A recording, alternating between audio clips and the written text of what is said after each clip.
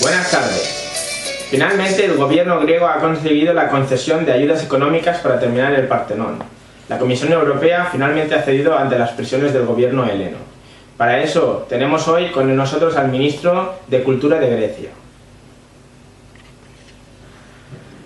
Bueno, estamos muy contentos de, mediante la ayuda económica recibida por parte de Europa, podamos restaurar el Partenón y recobrar todo su esplendor, recreando las técnicas ancestrales. Es decir, respetar la base matemática en la construcción de este edificio, ya que recordemos que era un edificio que estaba hecho para ser observado desde fuera. Por tanto, necesita un reajuste óptico para adaptarse a la línea curva del ojo. Estamos hablando también de utilizar cola de Milano para unir los bloques de mármol, y también traer especialistas para el pulido de la mampostería. Por otra parte, hablamos de la restauración de las 8 columnas que forman la fachada. Es una fachada octástila, y también de las 17 columnas que recorren sus dos lados. Y por último también nos centraremos en los trabajos de restauración del techo, un techo a dos aguas que forma un triángulo entre medias que se llama frontón. Estamos muy agradecidos al señor Jean-Claude Juncker por haber otorgado estas ayudas. Se han encargado los trabajos de transporte y extracción de los bloques de mármol a una empresa valenciana, que tiene la difícil tarea de combinar técnicas actuales con técnicas de antaño en cuanto a la extracción de los bloques de entre 5 y 12 toneladas que se van a extraer del monte Pendeli, más concretamente de la cantera de Dionisio. En caso de que se produzca algún error o algún fallo en la maquinaria, ya se informa desde el Ministerio que se ha contactado con la Federación Vasca de Levantamiento de Piedras. A continuación pasamos a hablar con un vecino de la Acrópolis. Perdone, señor. Sí, dígame, caballero. ¿Usted ha visto las obras del Partenón? Allí nos pagan todo el día, para arriba, para abajo, vengan los bloques y que suben y que bajan, gente trabajando todo el día. Esos no descansan. Yo no sé qué están haciendo ahí, pero algo grande están haciendo, Un Partenón, ¿lo sabe usted? Sí, bueno, yo he visto algo, pero sí, esto se va a ser grandioso, ya. ¿Sabe usted cuánto dinero le cuesta? No me pregunte usted de dinero, que yo estoy muy quemado con el sistema. Vale, muchas gracias. Sorprendente hallazgo de la imponente estatua Atenea Partenos, que desapareció del Partenón y que estaba fabricada en marfil y ropas de oro, considerada como los griegos como su banco, ya que ésta tenía un gran valor económico, y ha aparecido en la caja fuerte de un banco suizo, según informan las autoridades helvéticas, sustraída por un político español.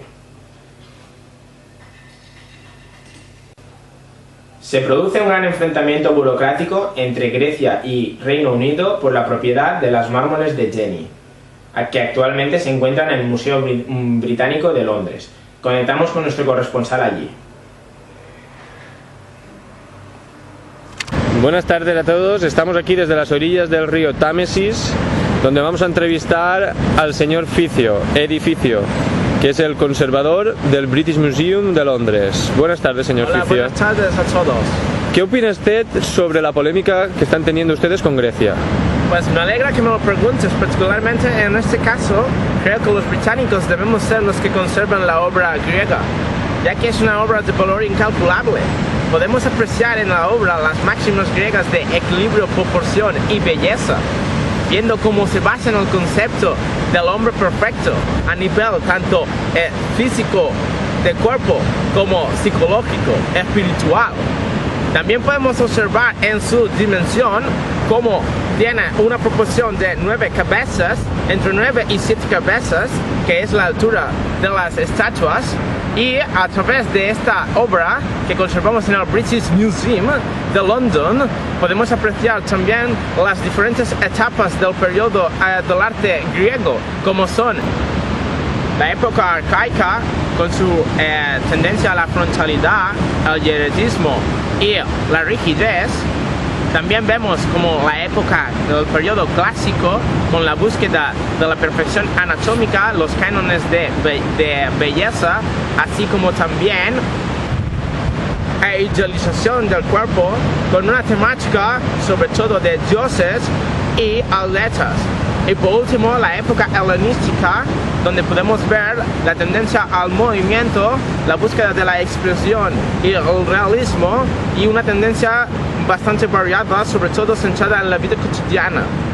Creo que con esto tenemos bastantes argumentos para ver que los británicos debemos ser los que sigamos manteniendo toda esta obra griega en nuestro museo británico. ¿Qué piensas ahora del día tan soleado que tenemos aquí en Londres? Se queda bonito el día, el Támesis está bonito. En clave deportiva, destacamos el éxito de este año del Maratón de Valencia, que contó con la presencia inesperada de uno de los antecedentes del primer hombre griego que corrió la primera maratón sin saberlo. Conectamos ahora mismo con Valencia, con nuestro corresponsal allí, Joan Ferrer.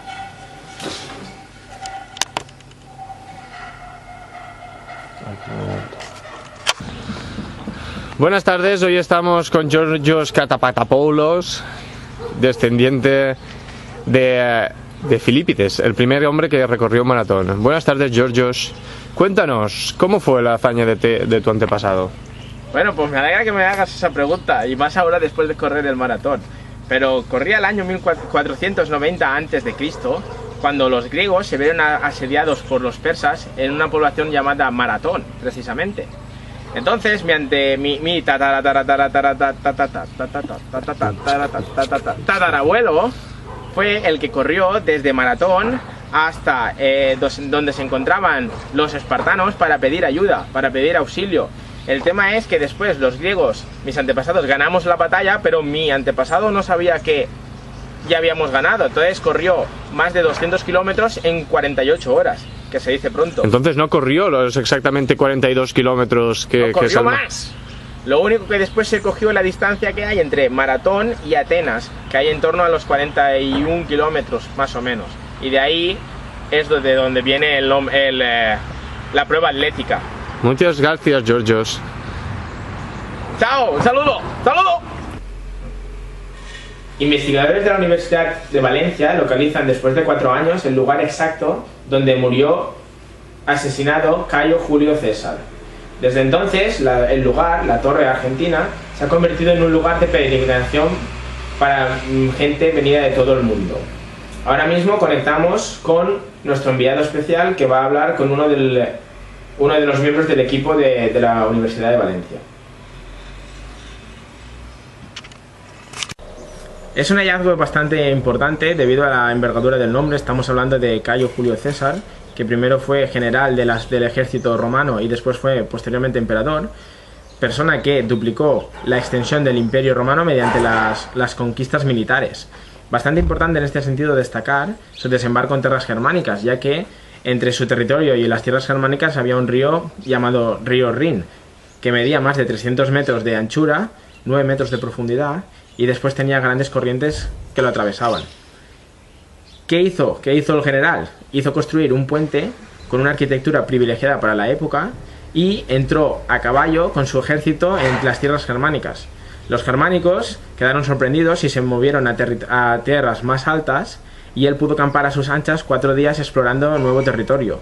¿Qué queda? Que el mensaje que él lanzó a todo el mundo fue que Cayo Julio César entraba donde quería, llegaba a todos lados.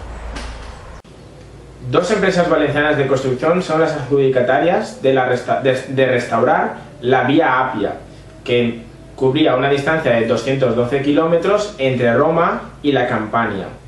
Hemos hablado con el presidente de una de las compañías, Vicent Llopis, que nos va a explicar a continuación el proyecto que les ha adjudicado el Ayuntamiento de Roma. ¿No? Bueno, la verdad que desde mi compañía y yo como presidente estábamos muy orgullosos de que nos hayan concedido esta concesión por parte del Ayuntamiento de Roma. Y es un proyecto que entraña su dificultad y sus retos, ya que tenemos que reconstruir las calzadas romanas combinando la técnica de antaño con la tecnología con la que contamos ahora. Por tanto, vamos a seguir los pasos que los romanos realizaban en sus proyectos. Es decir, primero cavaremos una zanja y recubriremos con tierra y con canto rodado. Posteriormente afianzaremos esa base con una capa de grava, que puede ser arcilla o mortoro.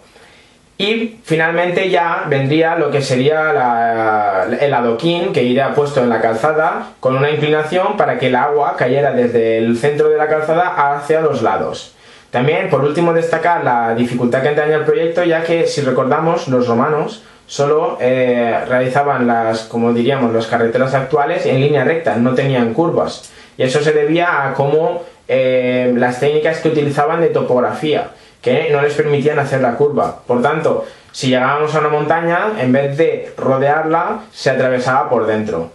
Entonces, bueno, estamos ansiosos por comenzar con el proyecto y esperemos que estemos a la altura de este reto tan grande. A raíz de los últimos terremotos en Italia, técnicos del gobierno italiano han empezado el examen del subsuelo de la capital romana. ¿Cuál fue su sorpresa cuando descubrieron un gran túnel que posteriormente fue confirmado por los expertos como la Cloaca Máxima? Alcantarillado que servía en la época romana para desembocar las aguas de la ciudad al río Tíber, así como para el drenaje de las zonas pantanosas. También es un ejemplo de la clara transformación de la ciudad en una cultura unificada y consolidada. La UNESCO nombra al Coliseo romano como la obra de la época romana más imponente que nos queda actualmente. Su construcción se empezó en el año 72 después de Cristo y se dilató durante 8 años en el tiempo. Para su financiación se utilizaron las riquezas que fueron expoliadas por parte del general Vespasiano en Jerusalén. Más de 12.000 hombres, en su mayoría esclavos judíos, trabajaron día y noche en largas jornadas, moviendo piedras de travertino en su construcción. Llegó a tener una altura de 50 metros y se iba aumentando la ligereza a medida que se iba subiendo de nivel, introduciendo diversos arcos en su fachada. El diseño es un símbolo de poder y de la tecnología avanzada de la época. Se habían unido 2 teatros formando un gran anfiteatro con capacidad para más de 50.000 personas.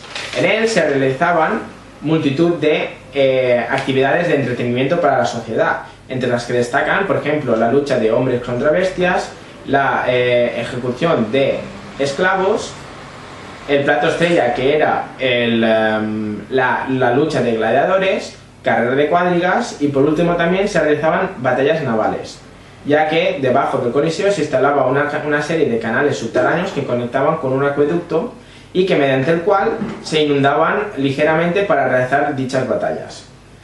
Aún hoy, 2000 años después, el Coliseo sigue reinando imponente en la ciudad de Roma.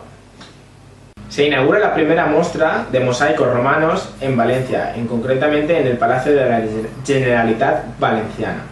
Los mosaicos se utilizaban para la pavimentación de edificios en la antigua Roma y eran composiciones de diversos materiales tallados. La motivación que tenían ellos para realizar estos mosaicos eran escenas nilóticas, carrera de cuadrigas, retratos de áuricas, como podemos ver aquí, representación de animales, ¿vale? La nota curiosa la puso la exalcaldesa Rita Barberá cuando apareció bebiendo un gin tonic medio, podemos decirlo así, medio alegre, como podemos ver en la imagen. Hasta aquí las noticias de hoy. Volvemos esta noche con más noticias con Matías Prats.